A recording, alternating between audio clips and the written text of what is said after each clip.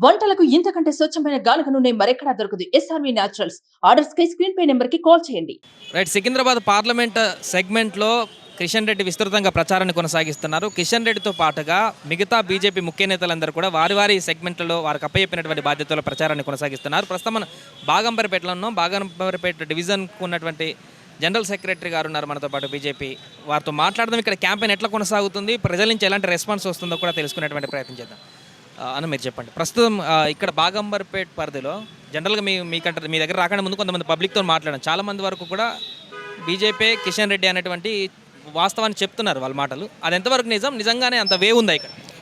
ముఖ్యంగా ఇక్కడ అంబర్పేట్ నియోజకవర్గము ఇప్పటి నుంచి కాదు, దాదాపు 1980 ఆ కాలం నుంచి కూడా బాగా ఈ అంబర్పేట్ నియోజకవర్గం అనేది భారతీయ జనతా పార్టీకి కంచుకోట.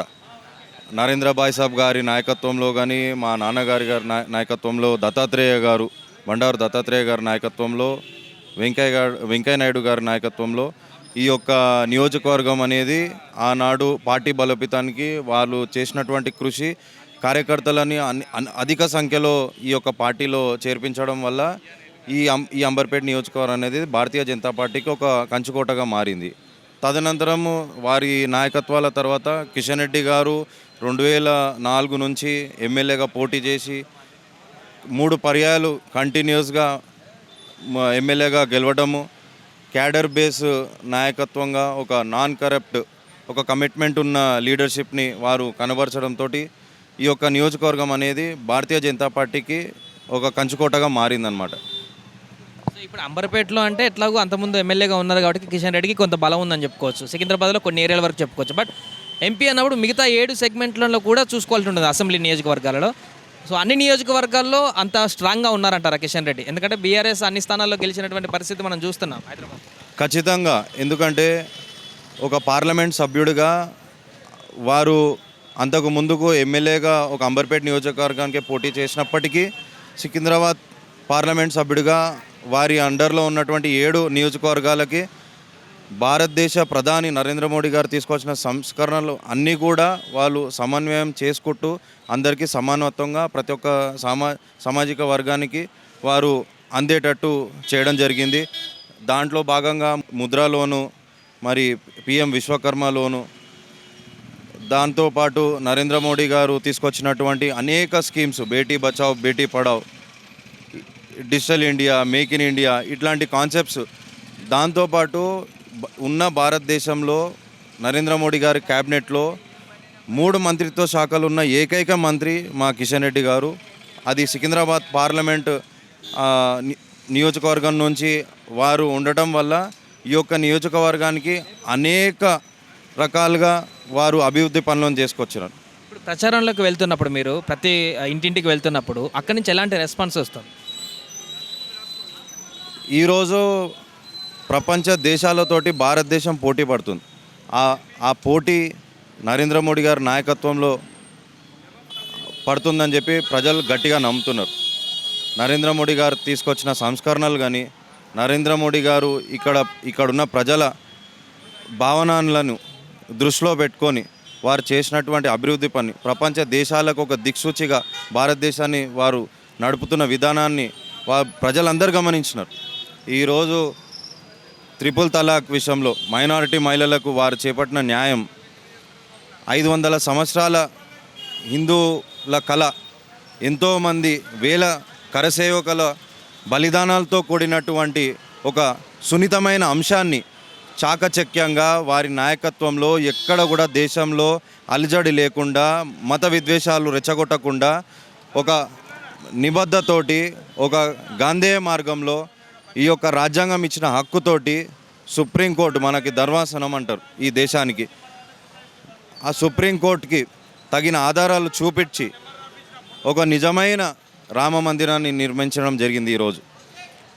దాంతోపాటు బార్డర్ సెక్యూరిటీ కానీ, టెర్రర్ కంట్రోల్, కౌంటర్ టెర్రరిజం, అదేవిధంగా మన నైబరింగ్ కంట్రీస్లో పాకిస్తాన్కి ఏ విధంగా అయితే వారికి అర్థమయ్యే విధంగా వారు ఏ విధంగా అయితే జవాబు చెప్పారో ఆ యొక్క అంశాలను ప్రజలు గమనించినారు. కాబట్టి ఈరోజు యావత్ భారతదేశంతో పాటు ఈ దేశంలో 50% ఉన్నటువంటి యువత కూడా నరేంద్ర మోడీ గారి నాయకత్వాన్ని నమ్ముతున్నది. వారు నమ్ముతున్నారు కాబట్టే ఈరోజు ఇంత జనార్దన కేవలము ఈ సికింద్రాబాద్ పార్లమెంట్లో కాదు, దేశంలో నరేంద్ర మోడీ గారు ఎక్కడికి క్యాంపెయిన్ వెళ్ళినా మీరు చూడొచ్చు, పబ్లిక్లో ఎటువంటి ఉత్సాహం ఉన్నది, ఎటువంటి నమ్మకం ఉన్నది నరేంద్ర మోడీ గారి మీద. ఆ నమ్మకమే మమ్మల్ని రేపు 400 సీట్లు మేము గెలవబోతున్నాం. తెలంగాణలో ఎన్ని సీట్లు వస్తాయండి? తెలంగాణలో డబుల్ డిజిట్ మేము కొట్టబోతున్నాం. దాంట్లో మొదటిగా బోని సికింద్రాబాద్ పార్లమెంట్ నుంచే మొదలు పెట్టబోతున్నాం మేము. అది మొత్తానికి సికింద్రాబాద్ పార్లమెంట్ సెగ్మెంట్లో ఖచ్చితంగా కిషన్ రెడ్డి గెలవబోతున్నారు. క్యాంపెయిన్లో కూడా అనుకున్నటువంటి దానికంటే ఎక్కువగా ప్రజల నుంచి స్పందన వస్తుందంటూ కూడా వారు చెప్తున్నటువంటి పరిస్థితి. అన్న మీ పేరు?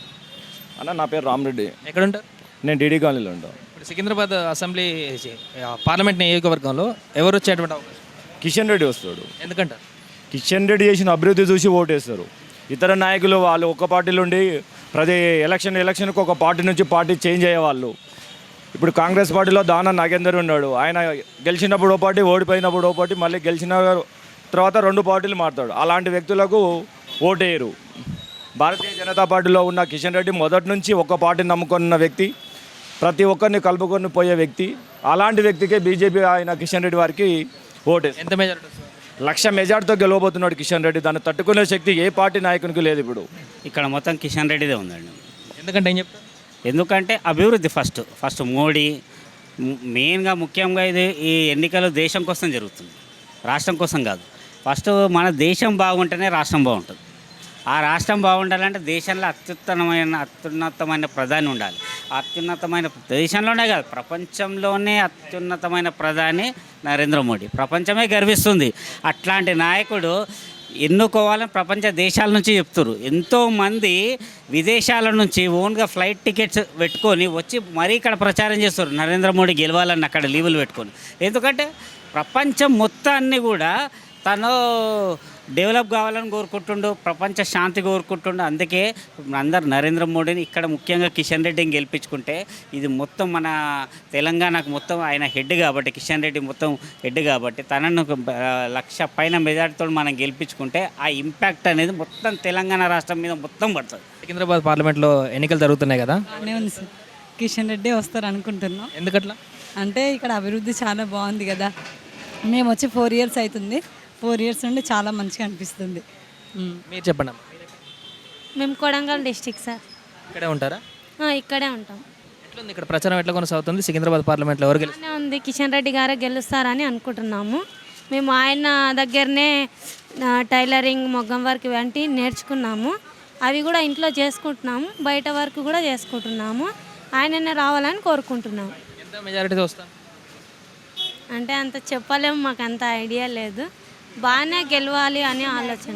ఉన్నారు కదా సార్, మ్యాక్సిమం ఆయనే ఉన్నారు. మళ్ళీ పక్క ఆయనే రావాలని కోరుకుంటున్నాం. మేడం మీరు చెప్పండి. ఇప్పుడు సికింద్రాబాద్ పార్లమెంట్ నియోజకవర్గంలో 3 నేతలు పోటీ చేస్తున్నారు కదా, ఎవరు గెలిచేటువంటి అవకాశం? కిషన్ రెడ్డి గారు గెలిచేటట్టు. ఎందుకంటే ఏం చెప్తారు?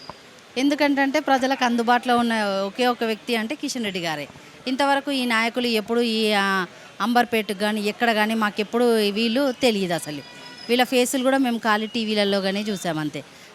ఈ కిషన్ రెడ్డి గారిని అయితే ఎప్పుడు ప్రజలలో మా దగ్గరనే ఉంటారు, ప్రజల వెంబడే ఉంటారు. ప్రజలకు ఏ సమస్యలు వచ్చినా కూడా తన సొంత సమస్యలాగా పరిష్కరిస్తారు. అందు గురించేనే కిషన్ రెడ్డి సార్కే కావాలని కోరుకుంటున్నాము. అంటే ఇప్పుడు గతంతో పోలిస్తే ఇప్పటికి ఏమైనా తేడా కనిపిస్తుందా కిషన్ రెడ్డిలో? అంటే సార్ ఏ విధంగా మీరు అడుగుతున్నారు? అసలుకి ఇప్పుడు కేంద్ర మంత్రి అయ్యిండు, అంతకుముందు ఎమ్మెల్యేగా అందుబాటులో ఉంటుండే, కేంద్ర మంత్రి అయినా కూడా అందుబాటులో ఉంటున్నాడా? అందుబాటులోనే ఉంటారు సార్. కేంద్ర మంత్రి అయినా కూడా మనకు ప్రపంచ దేశంలో నుంచి ఎంతో మంచి పనులు. మొన్న రష్యాలోనే యుక్రెయిన్లో యుద్ధం అయినప్పుడు భారతీయులను అందరినీ తీసుకొచ్చిన ఒకే ఒక వ్యక్తి అంటే కిషన్ రెడ్డి గారు, నరేంద్ర మోడీ గారు. వాళ్ళు ఉండేప్పటికే ప్రజలందరినీ సురక్షితంగా మన దేశానికి తీసుకొచ్చి వాళ్ళ ఇంటికి చేర్చారు. అట్లాంటి మంచి వ్యక్తిని ఎందుకు వదులుకుంటాం చెప్పండి? అదే కాకుండా 370 ఆర్టికల్ కూడా అది కూడా చేశారు. ఎంత మెజారిటీ వస్తుంది అనుకుంటున్నారు? నా మెజారిటీ అయితే 2 లక్షల పైగా మెజారిటీ వస్తుందని అనుకుంటున్నాము. సుమన్ టీవీలో మీ పర్సనల్ అండ్ బిజినెస్ ప్రమోషన్స్ కోసం కింది నెంబర్కి కాంటాక్ట్ చేయండి.